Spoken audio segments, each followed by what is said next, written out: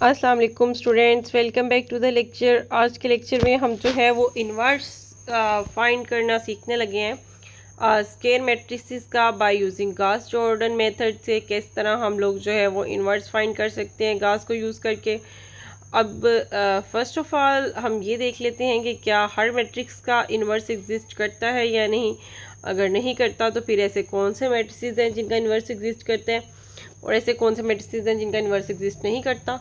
और ये भी फिर देख लेते हैं कि अगर हमारे पास मैट्रिक्स का ऑर्डर जो है वो n है तो उसके इन्वर्स का जो है वो क्या होगा हमारे पास। यहाँ पर अगर हमने एक मैट्रिक्स ए जो है वो एक मैट्रिक्स हमने कंसीडर कर लिया है जिसका साइज़ जो है वो n है। ये एक स्क्वायर मैट्रिक्स हमने कंसीडर किया है। इट मीन्स इसका n क्रॉस n जो है वो होगा साइज़, तो इसका जो इन्वर्स है उसका भी साइज़ जो है वो n ही होगा, मीन्स n क्रॉस n ही होगा। और अगर हम इन दोनों को ऑपरेट करते हैं तो हमारे पास आइडेंटिटी आ जाती है और उस आइडेंटिटी वाले मैट्रिक्स का ऑर्डर भी जो है वो हमारे पास n क्रॉस n होगा। अब हर मैट्रिक्स का जो है वो इन्वर्स एग्जिस्ट नहीं करता। ऐसे मैट्रिसेस जो नॉन सिंगुलर हों सिर्फ उनका इन्वर्स हमारे पास एग्जिस्ट करता है, और जो सिंगुलर मैट्रिक्स होते हैं उनका इन्वर्स जो है वो एग्जिस्ट नहीं करता। अब नॉन सिंगुलर से क्या मीनिंग कि जिनका डिटर्मिनेंट जो है वो नॉट इक्वल टू ज़ीरो हो, तो ऐसे मैट्रिसेस का इन्वर्स एग्जिस्ट करता है और इनको हम नॉन सिंगुलर मैट्रिक्स कहते हैं। और ऐसे मैट्रिसेस जिनका डिटर्मिनेंट इक्वल टू ज़ीरो हो वो सिंगुलर मैट्रिक्स होंगे और उनका मल्टीप्लिकेटिव इन्वर्स जो है वो एग्जिस्ट नहीं करता। अब हमारे पास अगर कोई एक मैट्रिक्स गिवन है, बल्कि दो मैट्रिक्स यहाँ पर हमारे पास एक गिवन है, एक ए वाला और एक ए इन्वर्स वाला, हमने वेरीफाई करना है कि ये इस ए का जो है वो इन्वर्स बनता है कि नहीं। तो फिर हमें क्या करना पड़ेगा, हम इसको जो है वो ए से लेफ़्ट और राइट दोनों साइड से मल्टीप्लाई करके वेरीफाई कर लेंगे कि हमारे पास आइडेंटिटी मैट्रिक्स आ रहा है या नहीं। मैंने यहाँ पर डायरेक्ट जो है वो इसको मल्टीप्लाई करके इसका सोल्यूशन लिख दिया है कि आइडेंटिटी मैट्रिक्स आ रहा है। आपने इसके सारे स्टेप करके इसको जो है वो वेरीफाई करना है कि ये आपका आइडेंटिटी मैट्रिक्स बन रहा है या नहीं। अब उसके बाद एक एग्जांपल है जो सिंगुलर मैट्रिसेस जिनका इन्वर्स एग्जिस्ट नहीं करता, जैसे कि इसका हम डिटर्मिनेंट अगर फाइंड करें तो वो हमारे पास आ जाएगा ज़ीरो, तो फिर इस मैट्रिक्स का जो है वो इन्वर्स एग्जिस्ट नहीं करता। अब नेक्स्ट जो है वो अगर हमने कहा कि बी इन्वर्स जो है वो हमारे पास किस तरह की फॉर्म में आ रहा है, मींस हमें पता है कि इसका इन्वर्स जो है does not have a inverse, इसका इन्वर्स एग्जिस्ट नहीं करता। फिर भी अगर हम खुद से सपोज करके चलते हैं कि इसका इन्वर्स हमने खुद से ले लिया है कि कोई A B C D entries होंगी, ये बी इसका इन्वर्स होगा। अब अगर ये इसका हम इन्वर्स लेके चल रहे हैं तो फिर इसका क्या मतलब है कि इन्वर्स की डेफिनेशन हमें ये बताती है कि अगर बी को बी इन्वर्स के साथ करेंगे तो हमारे पास आइडेंटिटी आनी चाहिए। इन दोनों को मल्टीप्लाई अगर हम करें और फिर कंपेयर करें कोरिस्पॉन्डिंग इंट्रीज़ को, तो हमारे पास यहाँ से क्या आ रहा है, C is equal to 1, D is equal to 0, 0 is equal to 0। लेकिन ये जो फोर्थ वाली टर्म आ रही है ये 0 इज़ इक्वल टू 1, तो 0 इज़ इक्वल टू 1 ये कभी भी पॉसिबल नहीं है कि 0 1 के इक्वल हो। तो यही रीज़न है कि इस तरह के केसेस, इस तरह के जो मैट्रिसेस बनते हैं वो उनका इन्वर्स जो है वो एग्जिस्ट ही नहीं करता। और ये हमारे पास क्या होंगे, सिंगुलर मैट्रिक्स की एग्जांपल है। Finding the inverse of a square matrix, अगर हमने किसी स्केयर मैट्रिक्स का इन्वर्स फाइंड करना है जिसमें हमारे पास जो है वो n क्रॉस n जो है वो हमारे पास इसमें आ रहे हैं, तो फिर इस स्केयर मैट्रिक्स का हम जो है वो इन्वर्स कैसे फाइंड आउट कर सकते हैं वो हम देख लेते हैं। अगर हमें इसका इन्वर्स फाइंड करना है तो फिर हम क्या करें, रो ऑपरेशंस को हम लोग यूज़ करके इसका इन्वर्स फाइंड करने जा रहे हैं अब, और इसको रिड्यूस कर देंगे हम किस फॉर्म में वो हम देख लेते हैं। सबसे पहले तो हम आर्गुमेंटेड मैट्रिक्स बना लेंगे। आर्गुमेंटेड मैट्रिक्स हम अब यहाँ पर किस तरह का कंसीडर करेंगे, जिसमें एक तो हमारे पास ए वाला मैट्रिक्स होगा जो कोफिशिएंट मैट्रिक्स है, और आई वाला जो है वो आइडेंटिटी मैट्रिक्स हम कंसीडर करेंगे, और ए और आइडेंटिटी को मिला के हम एक आर्गुमेंटेड मैट्रिक्स बना लेंगे। ठीक है, फिर सीक्वेंस ऑफ रो ऑपरेशंस को यूज़ करके हम जो है ये ए आई वाला जो मैट्रिक्स है इसको आई बी वाले मैट्रिक्स में जो है वो हम रिड्यूस कर देंगे। मतलब सारे के सारा जो कोफिशिएंट मैट्रिक्स है उस पर जो हम ऑपरेशंस करते जाएंगे उसको हमने कोफिशिएंट मैट्रिक्स को बनाना है। एक्चुअली देखिए ना, ए हमारे पास मैट्रिक्स था, इसको हमने आई बनाना है, मतलब कोफिशिएंट मैट्रिक्स जो है उसको हमने आइडेंटिटी मैट्रिक्स बनाना है, और उसको आइडेंटिटी मैट्रिक्स बनाते हुए जो भी हम ऑपरेशन ए पे जो है वो परफॉर्म करेंगे वही हम जो है वो आई वाले मैट्रिक्स पे भी परफॉर्म करते जाएंगे, और जो रिजल्टिंग मैट्रिक्स आएगा उसको बी कहेंगे, और बी जो है वो हमारे पास यहाँ पर होगा इन्वर्स किसका, ए का इन्वर्स होगा। इसको एग्जांपल से देखते हैं तो फिर ये प्रोसेस जो है वो आपको ज़्यादा क्लियर हो जाएगा। फ़र्स्ट ऑफ़ ऑल जो है वो मैंने डायरेक्टली मैट्रिक्स फॉर्म में लिख लिया। ये 3 सिस्टम लीनियर इक्वेशंस है, तो उनको मैंने डायरेक्ट मैट्रिक्स फॉर्म में उसका कोफिशिएंट मैट्रिक्स लिख लिया। तो फिर ये मेरे पास इसका मुझे ए का जो है वो इन्वर्स फाइंड करना है। तो फिर मैं क्या करूँगी कि इसका एक आर्गुमेंटेड मैट्रिक्स बना लूँगी। यहाँ पर आर्गुमेंटेड मैट्रिक्स जो है वो क्या है हमारे पास, ए आई, ये है हमारे पास आर्गुमेंटेड मैट्रिक्स।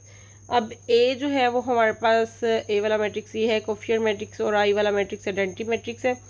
मैंने अब इसको इस पे ऑपरेशन परफॉर्म करने हैं और इसको मैंने रिड्यूस करना है आई बी में, ठीक है। मतलब ये सारा कोफिशिएंट मैट्रिक्स को मैंने आइडेंटिटी मैट्रिक्स बनाना है। इस तरह के मैंने इस पे ऑपरेशंस जो हैं वो अप्लाई करने हैं। तो सबसे पहले जो मैं इस पे ऑपरेशन अप्लाई करने जा रही हूँ, मैं चाहती हूँ कि मेरी ये जो फर्स्ट वाली एंट्री है ये हो जाए 1। तो इसके लिए जो है वो मैं ऑपरेशन जो है वो परफॉर्म करने जा रही हूँ कि R1 जो है इसमें से मैं माइनस करने जा रही हूँ R2 को। तो ये मेरे पास इसमें क्या चेंजेस आएंगी वो हम देख लेते हैं। R1 को अगर R2 से माइनस कर देती हूँ तो देखें R1 में हमारे पास था 2 1 और 1, और मैं R1 में पहले R1 है तो R1 में चेंजेस आ रही हैं, और इसमें से सब्ट्रैक्ट क्या कर रही हूँ R2 को। तो 2 - 3 जो है वो 2 और 3 है, तो ये मेरे पास आ जाएगा -1, और 1 - 2 है तो ये मेरे पास अगेन ये भी वैल्यू जो है वो -1 आ जाएगी, और 1 और इस 2 को जो है वो सब्ट्रैक्ट किया, फिर इस 1 को करूँगी तो ये मेरे पास आ जाएगा 0। अब नेक्स्ट मैं इस पे जो है वो ऑपरेशन परफॉर्म करने जा रही हूँ कि R1 - R2 करके, तो मेरे पास ये रिज़ल्ट आ गया। अब नेक्स्ट मैं इस पे परफॉर्म करने जा रही हूँ कि मैंने इसको जो है एक तो मुझे यहाँ पर 1 चाहिए था, तो उसके लिए मैंने इसको फर्स्ट वाली रो को -1 से मल्टीप्लाई कर दिया। फिर मुझे R2 पे 0 चाहिए था, R3 वाली टर्म में भी 0 चाहिए था, तो मैंने ये 3 और 2 की प्लेस पे जो है वो 0 लेके आना था। तो मैंने इनको जो है वो परफॉर्म कर लिए, ये दोनों ऑपरेशंस, रो ऑपरेशन। तो ये मेरे पास 0 हो गया। आप इनको वैल्यूज़ को वेरीफाई करके देख लें। उसके बाद मैंने नेक्स्ट जो है मुझे अगला मेरा टारगेट ये था कि मैं इस प्लेस पे जो है ये 0 की प्लेस जो मेरे पास है मैं यहाँ पर 0 बना दूँ और यहाँ मेरे पास 1 हो। तो उसके लिहाज से फिर मैंने इसके जो है वो ऑपरेशंस जो है वो परफॉर्म कर लिए, क्योंकि यहाँ पर मेरे पास आ रहा था -1। अब मैं अगर जो है वो -R2 कर दूँ तो मतलब -1 से R2 को मल्टीप्लाई कर दूँ तो ये मेरा माइनस+ हो जाएगा। फिर मैंने इसको जो है वो 0 करना है और इसको इन दोनों टर्म्स को जो है वो 0 करना है। तो इसके लिए ये मैंने ऑपरेशंस परफॉर्म किए, तो मेरे पास ये रिजल्टिंग वैल्यू आ गई कि सेकंड वाला भी जो कॉलम है उसमें हमारे पास वो 0 और 1 की फॉर्म में जो है वो कन्वर्ट हो गया। अब मेन डायगोनल की सारी एंट्रीज़ हमें 1 करनी है, तो यहाँ तो ऑलरेडी हमारा 1 आ चुका है। तो फिर इसके बाद मुझे क्या करना पड़ेगा कि यहाँ पर अबव वाली जो एंट्रीज़ हैं इन दोनों को मुझे 0 करना है। तो उसके लिए मैं ऑपरेशंस जो हैं वो यूज़ कर लूँगी और इनको जो है वो 0 करूँगी। अब एक बात, ये तो हमारा जो है वो कोफिशिएंट मैट्रिक्स जो था वो आइडेंटिटी मैट्रिक्स बन चुका। अब जो बात फोकस करने वाली है वो ये है कि स्टार्ट में हम क्या लेके चल रहे थे। हम इधर तो कोफिशिएंट मैट्रिक्स लेके चल रहे थे, लेकिन इधर हम आइडेंटिटी मैट्रिक्स लेके चल रहे थे।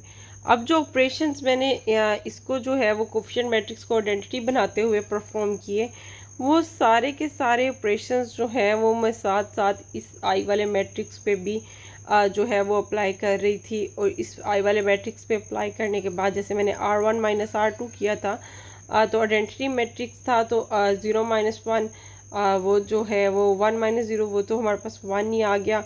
फिर जो है वो 0 - 1 यहाँ पर हमारे पास तो ये -1 मेरे पास आ गया। फिर 0 - 0 0, तो इसमें ये चेंजेस अभी हमारे पास सिर्फ आई थी। उसके बाद नेक्स्ट भी मैंने जो भी ऑपरेशंस परफॉर्म किए वो साथ साथ मैं इधर इस आइडेंटिटी मैट्रिक्स पे भी परफॉर्म करती रही। तो फाइनली जब मेरा कोफिशिएंट मैट्रिक्स जो है वो रिड्यूस हो गया आइडेंटिटी मैट्रिक्स में, कंप्लीट जो है मैंने इसकी रिडक्शन कर दी। यहाँ पर ये मेरे पास आइडेंटिटी मैट्रिक्स में रिड्यूस हो गया। तो ये वाला जो मैट्रिक्स है जिस पे साथ साथ ऑपरेशंस अप्लाई होते रहे, इसकी जो भी फॉर्म बने वो हम लोगों ने बस इस पे ऑपरेशन अप्लाई करते जाना है। हमने फोकस इस पे करना है कि इसको देख के हमने क्या ऑपरेशन यूज़ करने हैं जिससे ये आइडेंटिटी मैट्रिक्स बन जाए, और फिर उसको जो है वो इस पे भी साथ साथ वही ऑपरेशन अप्लाई करते रहना है। और फाइनली जब भी हमारे पास ए वाला कोफिशिएंट वाला मैट्रिक्स आइडेंटिटी बन जाए, तो ये वाला जो बी वाला हमारे पास मैट्रिक्स आएगा इसको हम कहेंगे कि ये हमारे पास आ रहा है इन्वर्स किसका, ए वाले मैट्रिक्स का। तो फाइनली ये जो बी वाला मैट्रिक्स आया था ये हमारे पास क्या आ गया है, ए इन्वर्स ऑफ ए। ठीक है, तो इस मेथड से हमने क्या किया कि इन्वर्स फाइंड कर लिया किसका, बाय यूजिंग रो ऑपरेशंस जो है वो हमने इन्वर्स फाइंड आउट कर लिया है। किसी भी स्क्वायर मैट्रिक्स का हम इन्वर्स जो है वो इस मेथड से फाइंड आउट कर सकते हैं। जैसे कि पहले ही हम 2x2 वाले मैट्रिसेस का और 3x3 वालों का भी इन्वर्स फाइंड करना सीख चुके हैं माइनर्स और कोफैक्टर्स की मदद से, एडजॉइंट और डिटर्मिनेंट वाला फार्मूला यूज़ करके। अब ये हमने एक और मेथड जो है वो सीख लिया कि इस मेथड से भी जो है वो हम इन्वर्स वो फाइंड आउट कर सकते हैं। नेक्स्ट जो है वो हम क्रैमर रूल के बारे में डिस्कस करेंगे। उसके लिए जो है वो हमें डिटर्मिनेंट्स का अच्छे से पता होना चाहिए और वो हम यूज़ करेंगे। डिटर्मिनेंट की जो प्रॉपर्टीज़ है वो हम क्रैमर रूल में नेक्स्ट जो है वो हम लोग यूज़ करेंगे। उसमें क्रैमर रूल में हम देखेंगे कि क्रैमर रूल हमारे पास क्या होता है। अभी हमने इन्वर्स देखा, इन्वर्स में ये जो चीज़ें हैं ये इम्पोर्टेंट है कि आपने याद रखना है कि अगर आपका डिटर्मिनेंट ज़ीरो आ रहा है तो आपको आगे जो है वो सॉर्ट आउट करने की ज़रूरत नहीं है। पहले आपका इन्वर्स फाइंड करने के लिए जो नेसेसरी कंडीशन है वो नॉन सिंगुलैरिटी की कंडीशन है कि उसका मैट्रिक्स का जो डिटर्मिनेंट है वो नॉन ज़ीरो होना चाहिए।